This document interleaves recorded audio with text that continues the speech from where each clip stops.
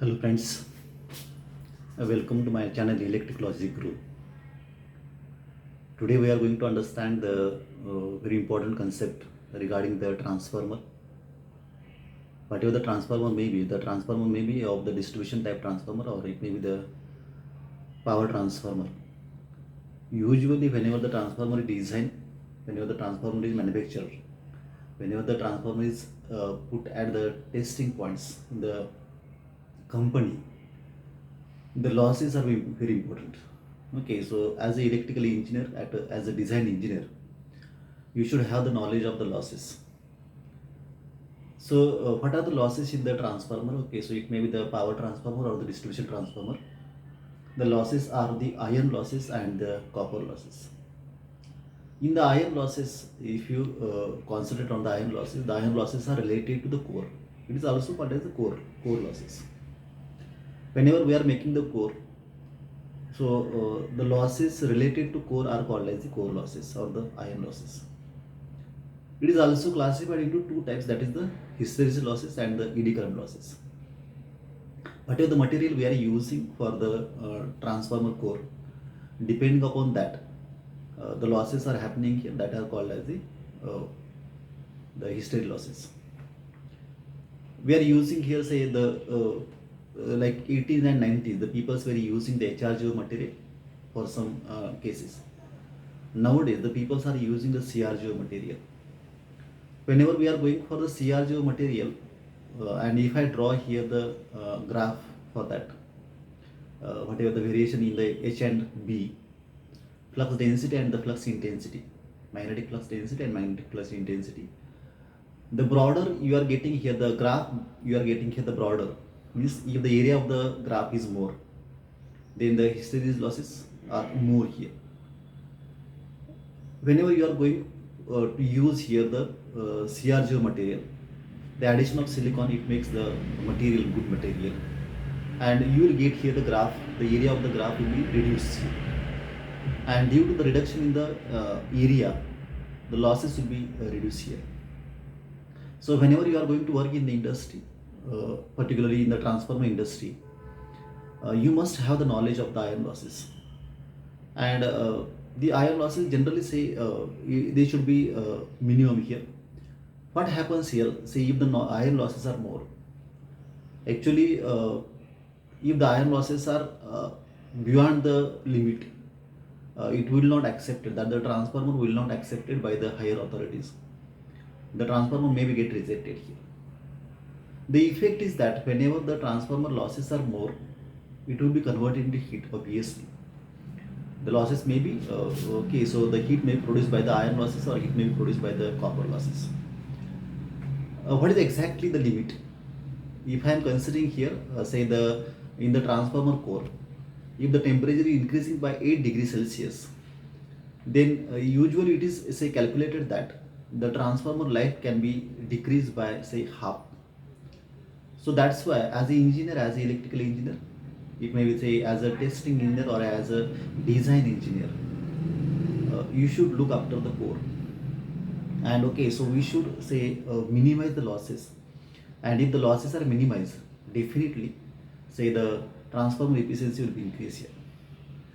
Because we are writing here the efficiency can be written as, or efficiency can be calculated as the output watt capacity divided by input watt capacity. How much output you are getting here from the transformer and how much something say capacity of the power you are giving here to the transformer. Okay, so because of depending upon this, you can calculate here the efficiency. Okay, so efficiency is equal to output divided by input. Okay, so in this way you can use the formula, and okay, so you can calculate here the efficiency. Okay, so other losses are the copper losses. Okay, so whenever we are going to put here the load may be okay, so the different loads we have. Okay, so whenever I am designing here the transformer, I don't know what is the type of the load we will put on the transformer. The load may be resistive load may be inductive load, or the load may be capacitive load, or it may be the combination of RL, RLC, or say it may be the RC. Okay, so depending upon that load, okay, so you may calculate here the okay how the transformer will be something say behave here. So we should have that. Okay, so whenever I'm considering here the any type of load, and the transformer has the primary winding and the secondary winding, and primary winding has its own resistance. Okay, like R1 is the resistance of the primary winding, R2 may be considered as the resistance of the secondary winding. Similarly, X1 may be considered as the leakage reactance of the primary winding, X2 is the leakage reactance of the secondary winding. Once I have the R1 and the R2, then okay, I can calculate here the I1 square into R1, it is the copper loss in the primary. Similarly, I2 square into R2, it is the copper loss in the secondary. So I can calculate here the copper loss in the primary, copper loss in the secondary. So in this way, the total copper losses can be calculated. This is one way. Second way, or say the second method, is that you can calculate, or you can say draw the equivalent diagram of the transformer. You can transfer all the parameters of the secondary to the primary side. Like okay, so you can calculate here the R01. So what is R01? R01 is the equivalent resistance of the primary referred to the primary side, or equivalent resistance of the transformer referred to primary side. So it is called as R01. Now you can take here all the components of the secondary winding. Okay, like R2, X2. You can transfer those components to the primary side. Okay, so with some ratio of the K. So what is K here? K is the transformation ratio. You can calculate here the K by using the formula K is equal to V2 by V1. Okay, so V is equal to I1 by I2 is equal to N2 by N1. Okay, by using this formula, you can have the value of K.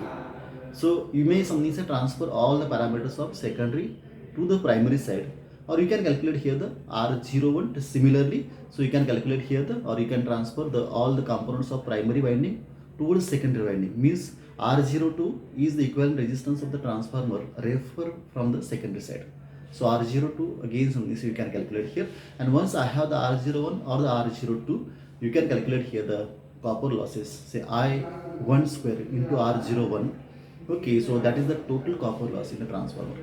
So what is the outcome of this, or say what is the use of this? Say once I have the knowledge of copper losses, once I have the knowledge of iron losses, then easily you can calculate here the efficiency of the transformer. Because okay, so efficiency I can write down here, efficiency is equal to output. Okay, output divided by input. Okay, so how to write here the input? So input may be written as, okay, so in output plus losses, or the formula can be revised here. Say the input minus losses, that is for the output. Okay, so input minus losses divided by input. Okay, so in this way you can calculate here the efficiency into 100 here, so you will get here the percentage efficiency. Okay, so this is regarding the transformer losses. Thank you.